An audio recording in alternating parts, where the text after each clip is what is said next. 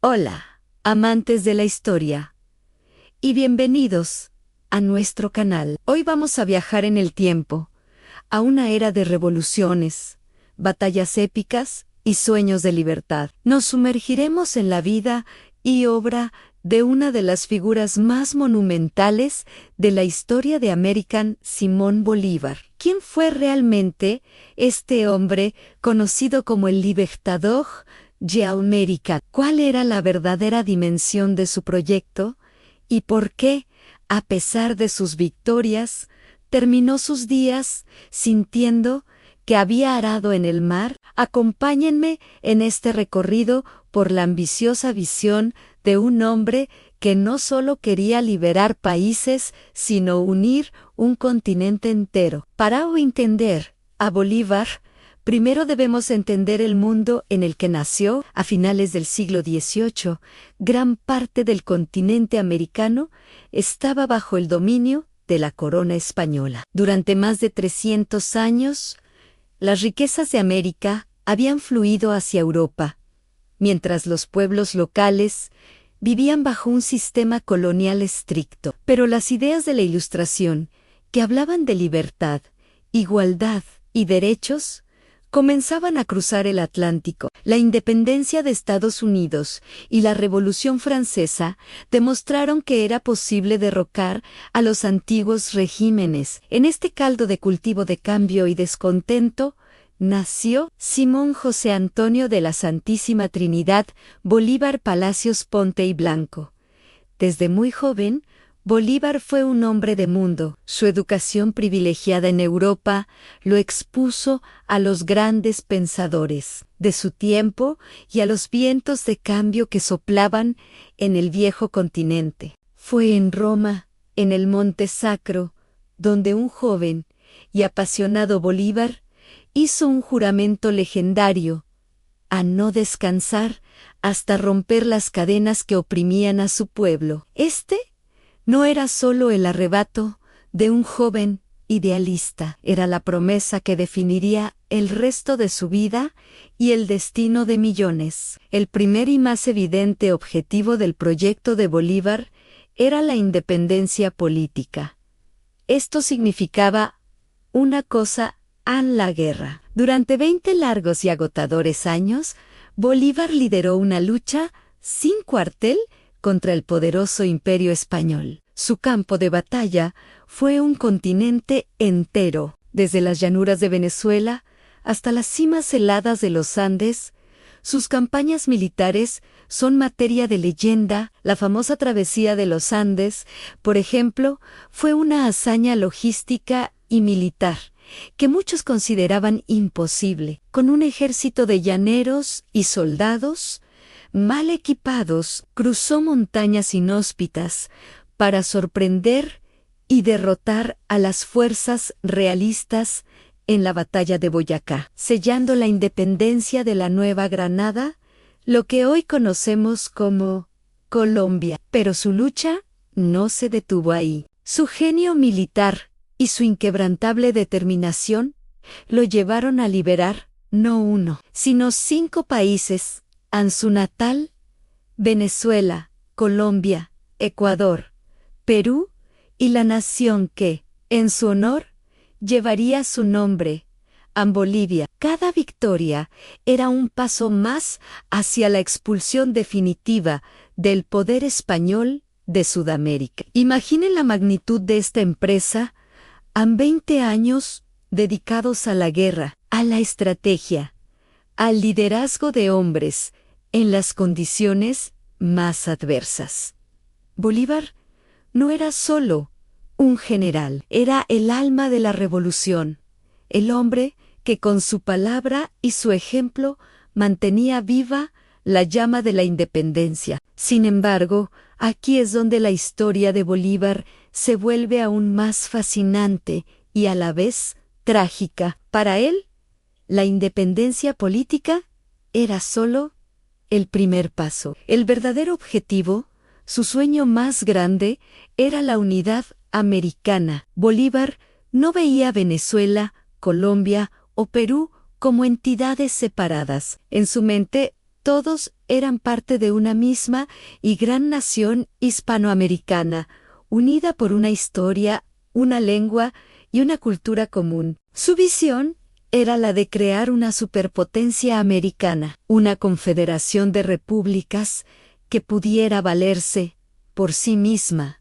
y hablar de tú a tú con las grandes naciones de Europa y con su vecino del norte, Estados Unidos. Este sueño de unidad se materializó, al menos temporalmente, en la creación de la Gran Colombia, una república que unía los territorios de Venezuela, Colombia, Panamá y Ecuador. Bolívar fue su primer presidente, y desde esa posición trabajó incansablemente para fortalecerla. Pero su ambición iba más allá. En 1826 convocó al Congreso de Panamá una reunión a la que invitó a todas las naciones recién independizadas de América. Su objetivo era firmar un tratado de unión, una liga perpetua, una especie de Naciones Unidas de las Américas.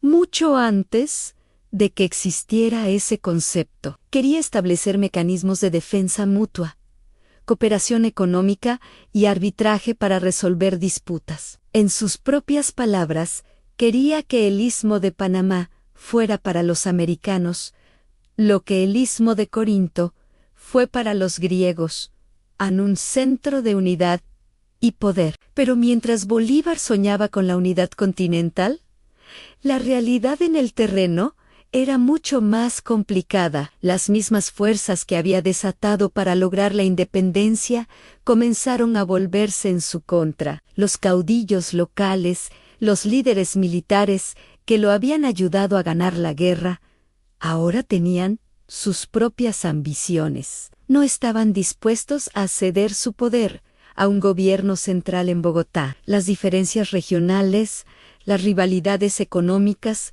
y las luchas de poder personales comenzaron a desgarrar el tejido de la Gran Colombia desde adentro. Y aquí entra la tercera dimensión del proyecto bolivariano en la independencia económica y social. Bolívar entendía que la libertad no significaba nada si los pueblos seguían sumidos en la pobreza y la ignorancia. Abogó por la abolición de la esclavitud, un tema increíblemente polémico en esa época, y de hecho decretó la libertad de los esclavos en varios territorios que liberó. También habló de la necesidad de distribuir la tierra y de educar al pueblo. Sabía que una república de ciudadanos libres no podía construirse sobre una base de desigualdad y opresión. Sin embargo, estas ideas progresistas chocaron de frente con los intereses de las élites criollas,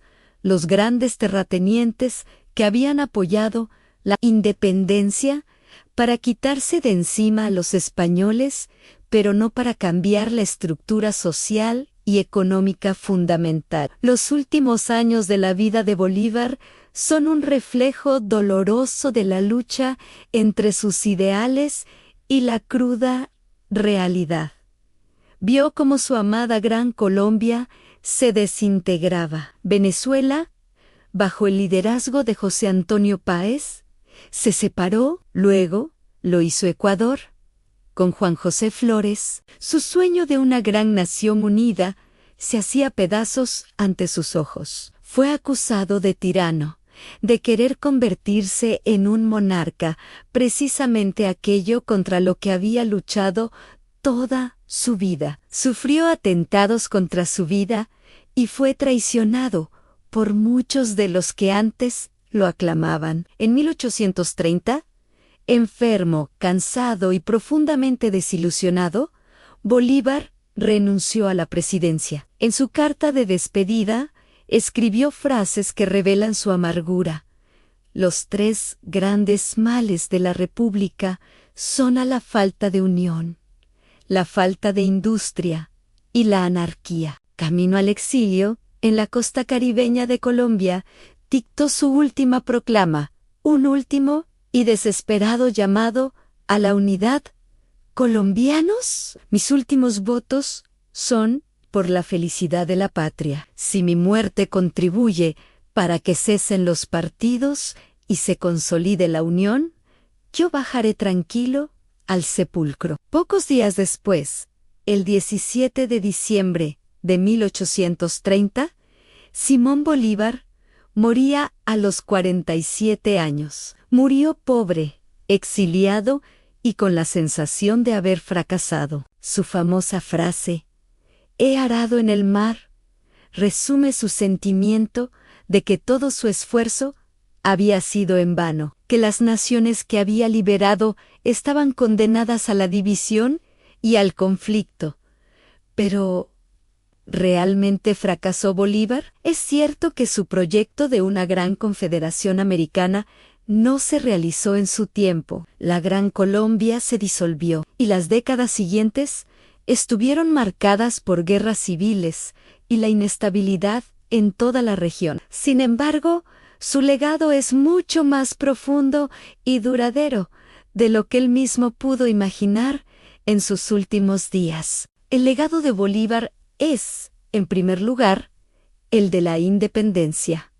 Le dio la libertad a millones de personas. Su nombre es sinónimo de lucha contra la opresión y de la búsqueda de la autodeterminación. Las naciones que hoy existen en el mapa de Sudamérica son, en gran medida, el resultado directo de sus acciones.